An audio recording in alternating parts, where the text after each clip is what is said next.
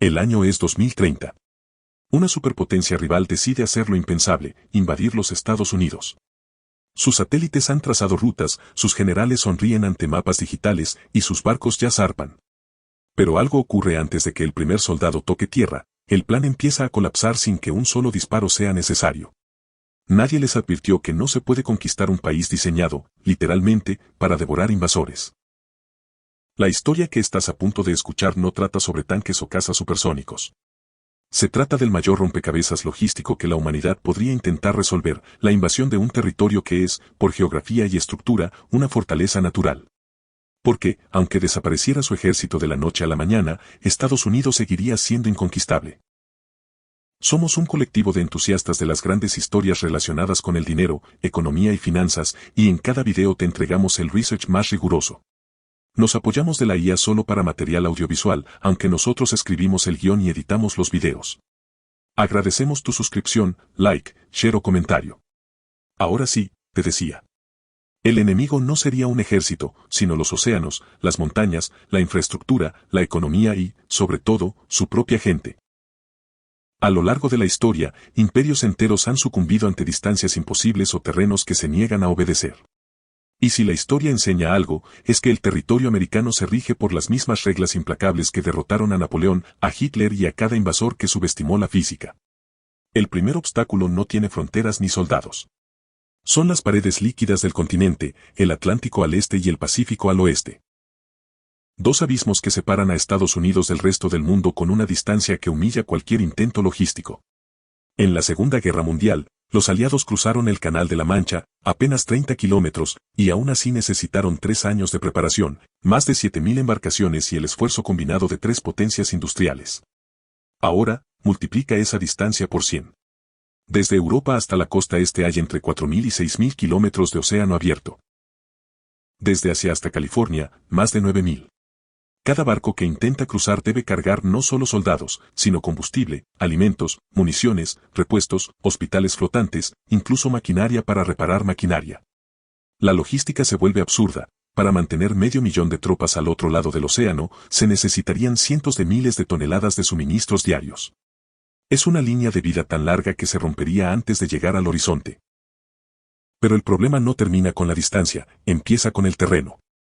La costa del Pacífico es una muralla de acantilados, rocas y aguas profundas que no perdonan. Hay apenas 4 puertos capaces de recibir carga militar pesada: Seattle, San Francisco, Los Ángeles y San Diego, todos fácilmente bloqueables con un par de barcos hundidos. En el Atlántico, las playas son traicioneras, los pantanos del sur convierten el terreno en fango y las mareas poco profundas inutilizan los buques más grandes. El almirante James Stavridis, excomandante supremo aliado de la OTAN, lo resumió sin rodeos: cruzar un océano no es una maniobra militar. Es un acto de fe. Y ningún general cuerdo arriesgaría su ejército en una travesía que, con una sola tormenta o sabotaje, puede convertir una flota en cementerio flotante. Aun si los barcos llegaran intactos, su llegada no pasaría desapercibida. Los satélites, radares costeros y sensores marítimos cubrirían cada milla del océano antes del desembarco. No hay ataque sorpresa posible. Cada día que una flota se acerque, los sistemas económicos y civiles del país entrarían en modo de guerra. Antes de que el invasor vea tierra firme, Estados Unidos ya estaría despierto. Desembarcar por el norte parece elegante en el mapa, hasta que se topa con el escudo canadiense. Millones de kilómetros cuadrados de roca precámbrica, lagos, turberas y bosques donde no existen carreteras aptas para columnas blindadas sostenidas.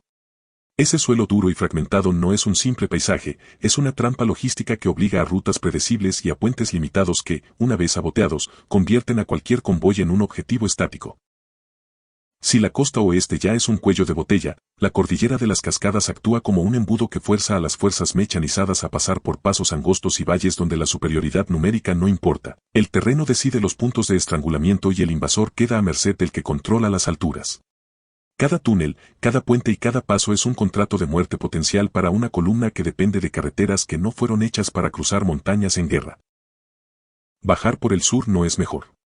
La frontera con México se extiende casi 2.000 millas y atraviesa desiertos, ríos y zonas urbanas. Allí no hay una autopista que prometa un avance limpio, sino terreno sin agua, pasos difíciles y zonas donde la logística colapsa al primer ataque a una línea de suministro. En los desiertos como el Sonora la escasez hídrica y la falta de infraestructuras convierten a los kilómetros en enemigos.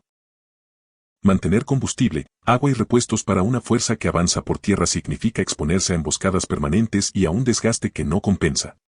La alternativa sería depender del ferrocarril y la logística mexicana, pero la integración y capacidad histórica de la red ferroviaria en México no están hechas para el tránsito rápido y masivo de material bélico pesado sin meses, sino años, de inversión, coordinación y control político sobre rutas y empresas privadas.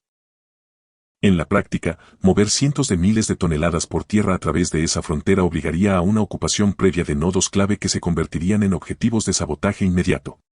Por si fuera poco, la frontera ya es objeto de militarización creciente.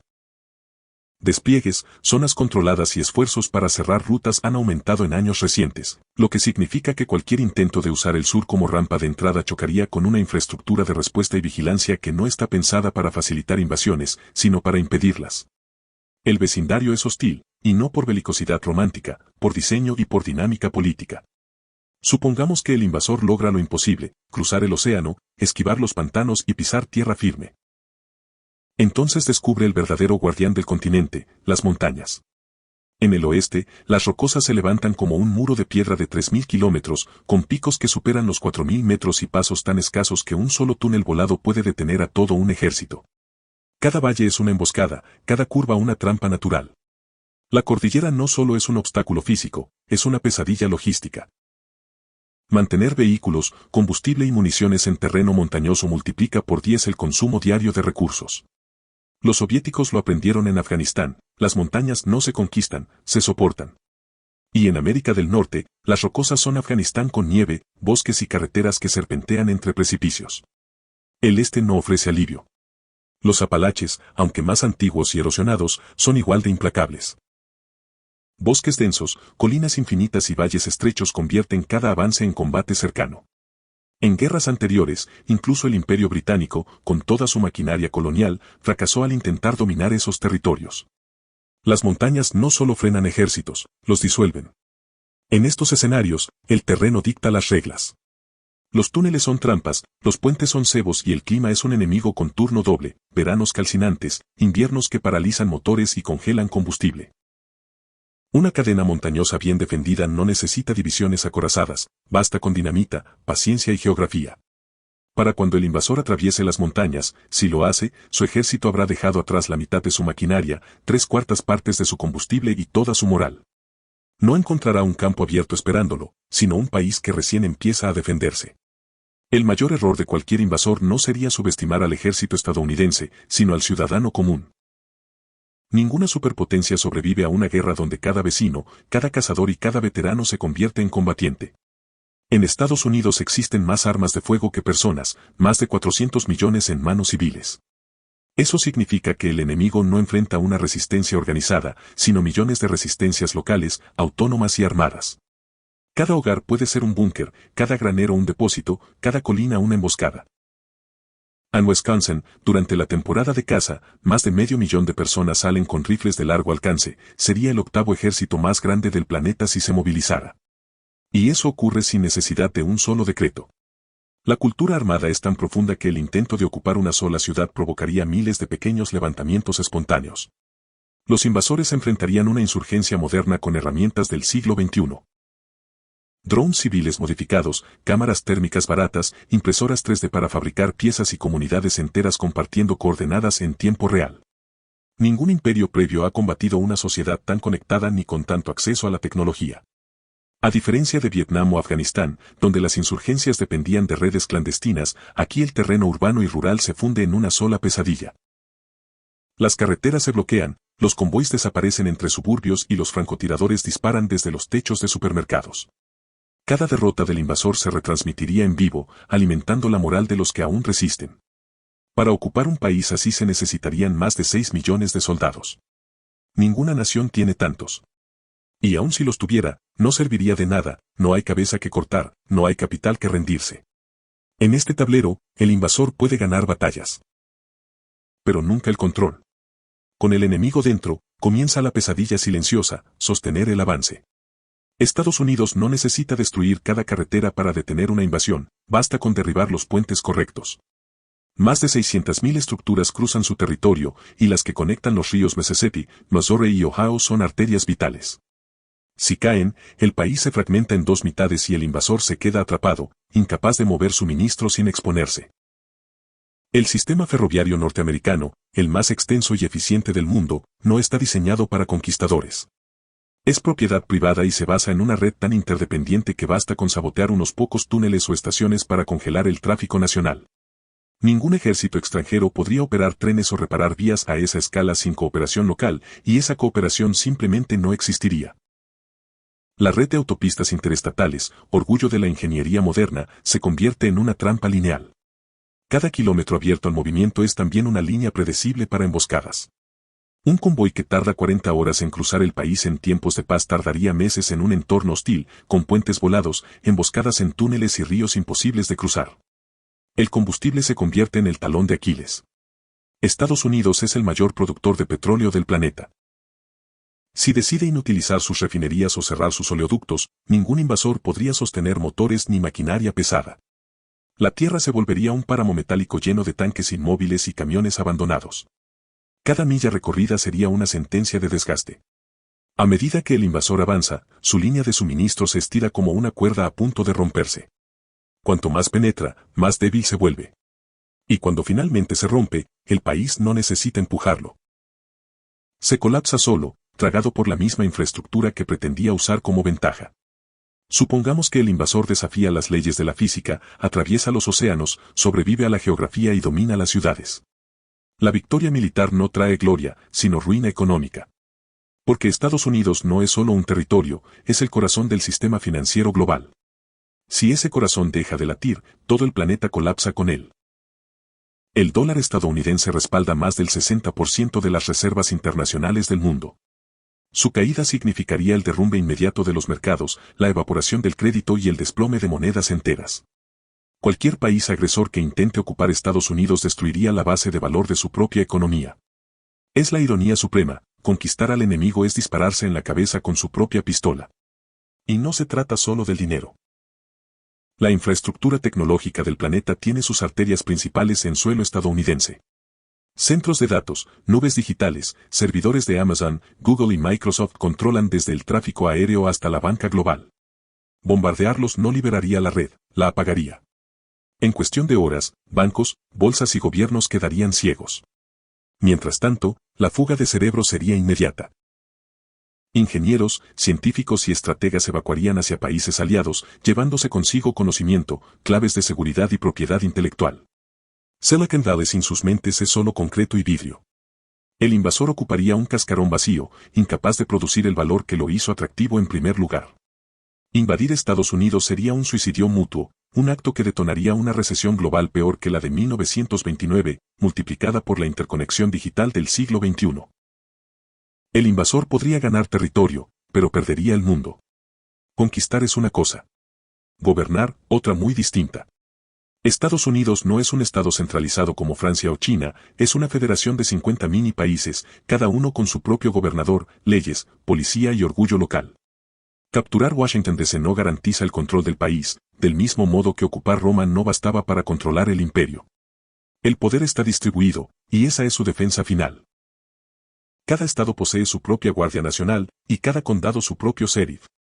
En total, más de 3.000 jurisdicciones armadas, financiadas y legalmente autónomas.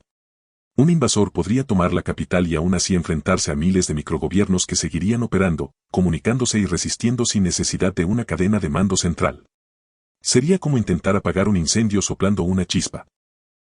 El sistema judicial, fragmentado por estados, haría imposible imponer leyes marciales de forma homogénea. Un decreto podría funcionar en Maine y ser ignorado en Texas. Y la cultura política estadounidense, basada en la desconfianza hacia la autoridad, no ayudaría. Se trata de una sociedad que discute con su propio gobierno por una multa de estacionamiento. ¿Qué haría ante un ocupante extranjero? Los sabotajes civiles no serían excepciones, sino rutina. Apagones accidentales, carreteras bloqueadas por protestas, filtraciones masivas de información, huelgas coordinadas, la desobediencia se volvería un deporte nacional. El invasor gastaría más recursos intentando imponer orden que los que obtendría del territorio ocupado. La verdadera muralla no estaría hecha de concreto ni acero, sino de burocracia, descentralización y resistencia cultural. Cada capa del sistema, legal, político y social, funciona como un candado que, en manos equivocadas, se convierte en una trampa. El país no solo es inconquistable, es ingobernable. Incluso si el invasor superara océanos, montañas, desiertos y bosques, aún se enfrentaría a la ecuación más letal de todas, la escala combinada de territorio, población y resiliencia. Cada ciudad, cada gran río y cada puerto está interconectado en un ecosistema logístico y económico que responde en tiempo real. No hay un momento de calma ni un lugar donde reagruparse sin riesgo, cualquier error se multiplica exponencialmente. Los estadounidenses no serían solo defensores, serían administradores improvisados de su propia seguridad. Redes comunitarias, voluntariado armado y comunicación instantánea podrían coordinarse para cerrar rutas, cortar suministros y neutralizar columnas enemigas en horas. Lo que para un invasor es una masa homogénea, para Estados Unidos es un tejido vivo que aprende y se adapta al instante. Desde la costa hasta el interior, la infraestructura crítica puede transformarse en trampas. Puentes, ferrocarriles, oleoductos y centros de datos no solo son objetivos, sino mecanismos de resistencia. Al manipularlos, la población puede aislar zonas, ralentizar avances y convertir cada victoria territorial en un callejón sin salida. La tierra misma colabora con quienes la conocen. La economía global se convierte en un arma invisible. Invadir Estados Unidos no es solo enfrentar a la población o el terreno, sino a todo el sistema financiero, energético y tecnológico que depende de su estabilidad. Cada movimiento arriesgado genera una reacción en cadena que destruye valor propio y ajeno, un efecto dominó imposible de detener. La conquista se vuelve autoinmolación estratégica. Estados Unidos son más que un país. Son un ecosistema militar, civil y económico diseñado sin planos pero con lógica inviolable. No existe combinación de fuerza, dinero o astucia que pueda sortear simultáneamente océanos, geografía extrema, población armada, infraestructura crítica y un sistema económico global que responde al pulso del país. Cualquier invasión sería un experimento fallido, una lección de límites y escalas que demuestra que algunas fortalezas no se construyen, se heredan de la tierra misma. Si te sorprendió este análisis y quieres descubrir más verdades ocultas sobre geopolítica y economía, dale like, comparte este video y suscríbete. Activa la campanita para no perderte la próxima exploración del caos estratégico que moldea nuestro mundo. No olvides que tu feedback es muy importante para nosotros, porque nos permitirá mejorar nuestras siguientes entregas. Gracias por quedarte hasta el final.